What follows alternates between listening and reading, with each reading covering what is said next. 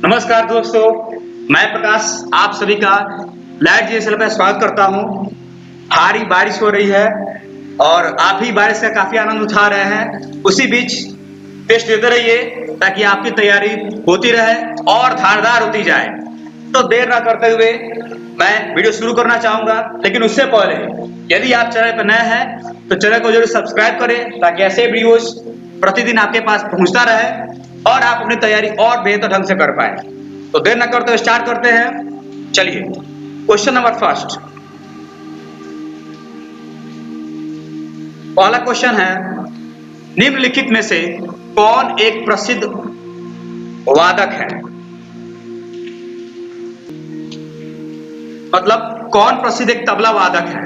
तो ऑप्शंस हैं जाकिर हुसैन, विक्कू विनायक राम, पंडित बीजी योग या पालघाट मणि अय्यर। तो इसका सही जवाब होगा जाकिर हुसैन। जाकिर हुसैन जो है एक प्रसिद्ध तबला वादक है। जाकिर हुसैन को 1988 में पद्मश्री सम्मान से सम्मानित किया गया था। 1990 में इन्हें जो है संगीत नाटक अकादमी पुरस्कार से सम्मानित किया गया था। यदि बात की जाए विक्कू विनायक राम की, तो विक्कू विनायक राम को खेताकुड़ी हरिहर विनायक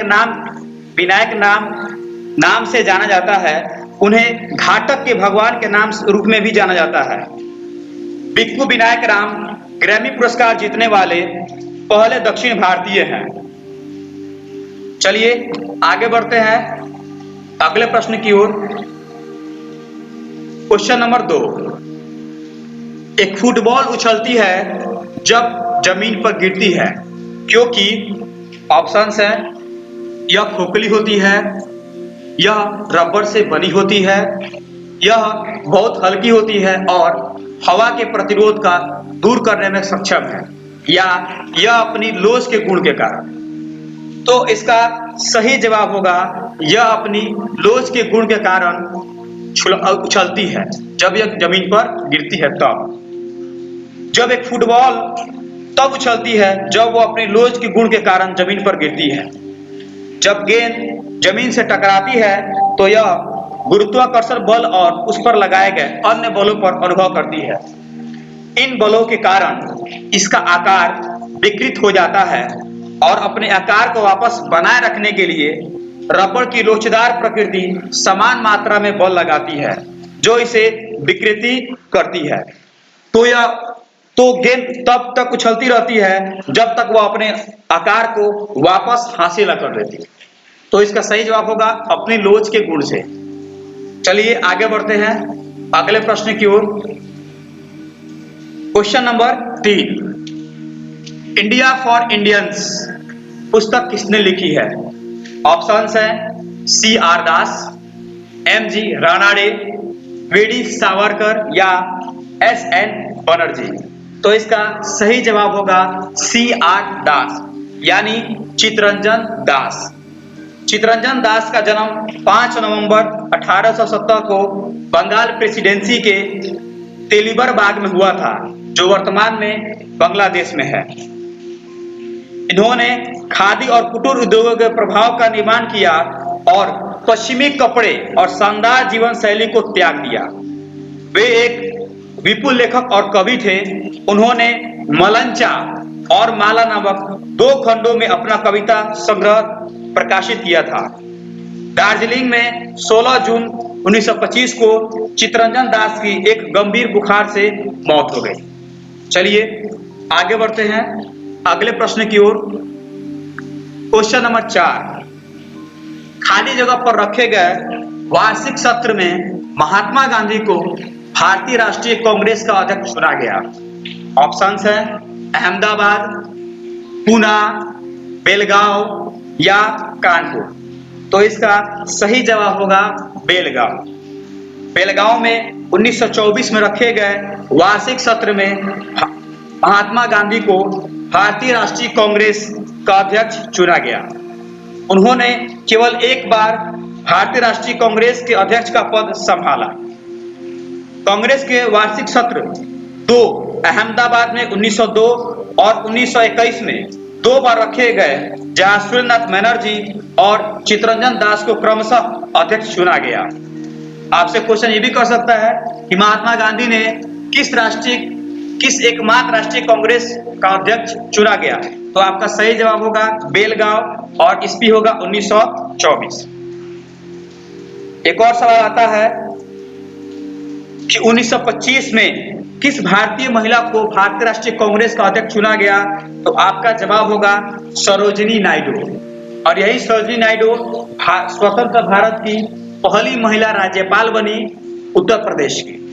चलिए आगे बढ़ते हैं अगले प्रश्न की ओर।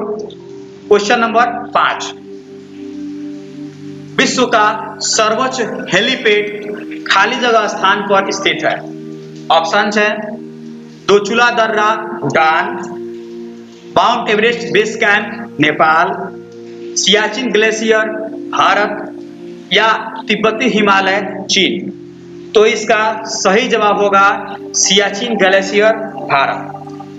समुद्र तल से 6400 मीटर यानी 21,000 फीट की ऊंचाई पर सियाचिन ग्लेशियर की पश्चिमी परिधि पर साल्टोर्जो रिज पर भारत का विश्व का सबसे ऊंचा हेलीपैड है।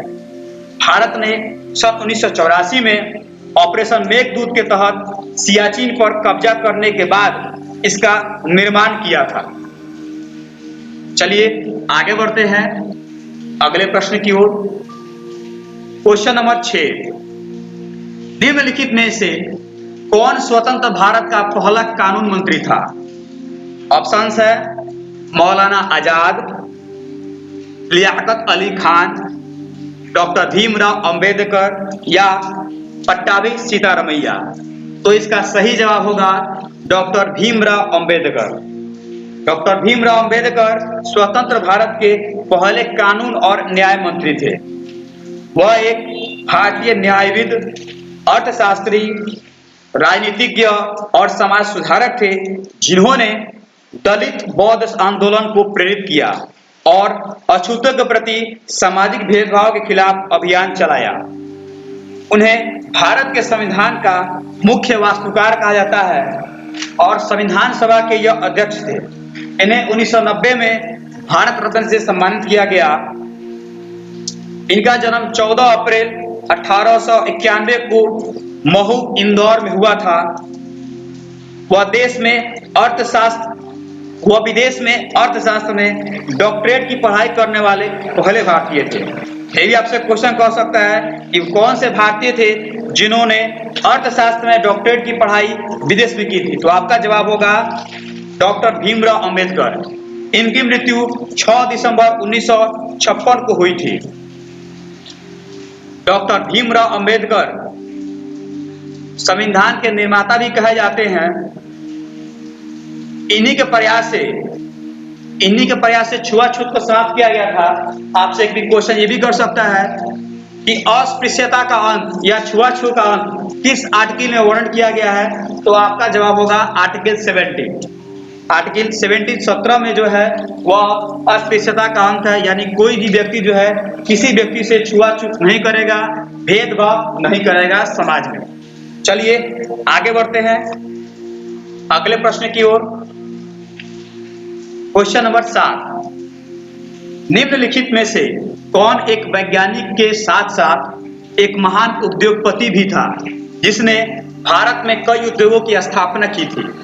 ऑप्शंस हैं सीवी रमन, जेबी बोस, विक्रम साराभाई या होमी जहांगीर भाभा। तो इसका सही जवाब होगा विक्रम साराभाई। इनका पूरा नाम विक्रम अंबालाल साराभाई। यह एक भारतीय भौतिक विज्ञानी और खगोल शास्त्री थे जिन्होंने अंतरिक्ष अनुसंधान प्रारंभ किया और भारत में परमाणु ऊर्जा उत्पन्न करने में सहायता की। इन्हें सार्वभौमिक रूप से भारतीय अंतरिक्ष कार्यक्रम के जनक के रूप में सम्मानित किया गया है। Sarabhai chemicals, Sarabhai glass, Sarabhai Gigi limited Vikram Sarabhai द्वारा स्थापित कुछ उद्योग हैं। वह अहमदाबाद टेक्सटाइल इंडस्ट्रियल एसोसिएशन और अहमदाबाद मनी एसोसिएशन के संस्थापक भी थे। उन्हें 1996 में पद्म भूषण और 1972 में मरणोपरांत पद्म विभूषण से सम्मानित किया गया था।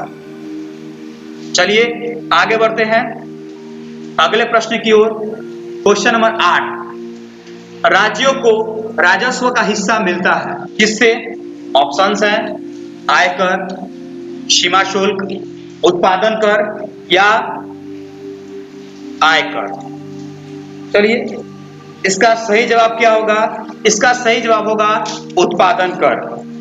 राज्यों को उत्पादन कर से राजस्व का एक हिस्सा मिलता है।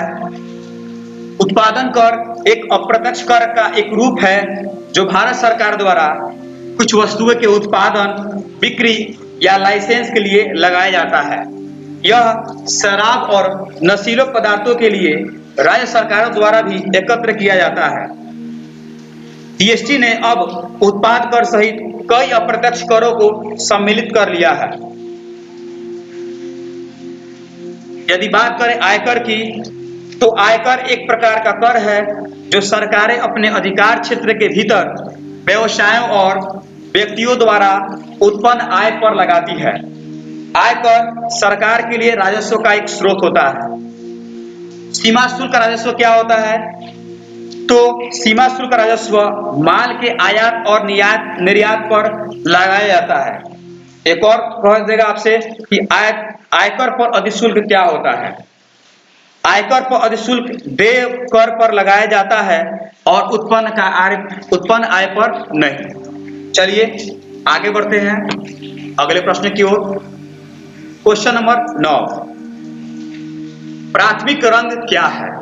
ऑप्शंस है इंद्रधनुष के रंग, प्रकृति में पाए जाने वाले रंग, सफेद प्रकाश के स्पेक्ट्रम में रंग या ऐसे रंग जिनका उत्पादन अन्य रंगों को मिलाकर नहीं किया जा सकता।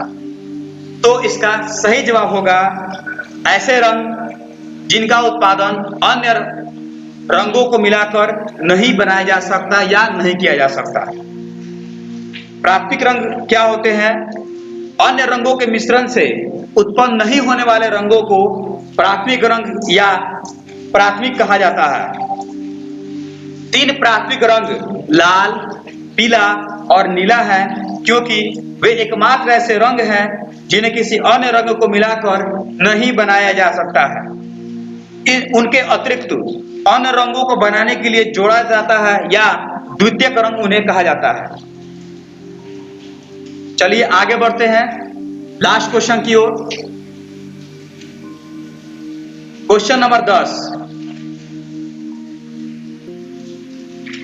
निम्नलिखित में से भारत में विशालतम शेयर बाजार यानी बॉम्बे स्टॉक एक्सचेंज कौन सा है? ऑप्शंस है Bombay stock exchange, over the exchange of India, national stock exchange या इंटरकनेक्टेड स्टॉक एक्सचेंज। तो इसका सही जवाब होगा नेशनल स्टॉक एक्सचेंज।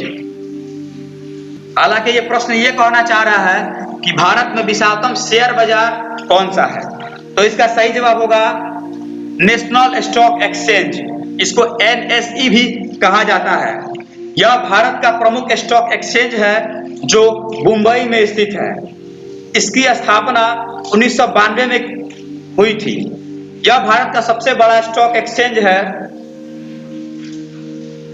यदि बात करें बॉम्बे स्टॉक एक्सचेंज की, तो BSE यानी बॉम्बे स्टॉक एक्सचेंज मुंबई के दलाल स्ट्रीट में स्थित एक भारतीय स्टॉक एक्सचेंज है। इसकी स्थापना 1875 में प्रेमचंद रॉयचंद ने की थी। यह एशिया का पहला स्टॉक एक्सचेंज है। यदि बात करें over the counter exchange of India की, तो इसे आमतौर पर भारत में इलेक्ट्रॉनिक स्टॉक एक्सचेंज के रूप में जाना जाता है।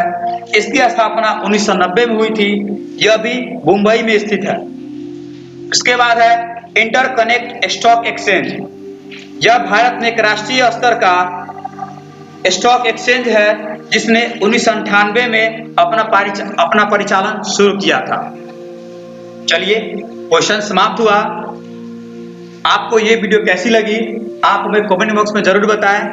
अगर ये वीडियो देखने के बाद आपके नॉलेज में वृद्धि हो रही है, आपको बहुत सारे क्वेश्चनों का ज्ञान हो रहा है, तो प्लीज इस वीडियो को लाइक, कमेंट और शेयर जरूर करें, ताकि और भी छात्र ऐसी जानकारी को प्राप्त कर सके। और यदि आप चैनल पर नए हैं तो इस चैनल को जरूर सब्सक्राइब कीजिए। आप अपना ख्याल रखिए, फिर कल मिलते हैं अगले वीडियो के साथ। Okay, thank you.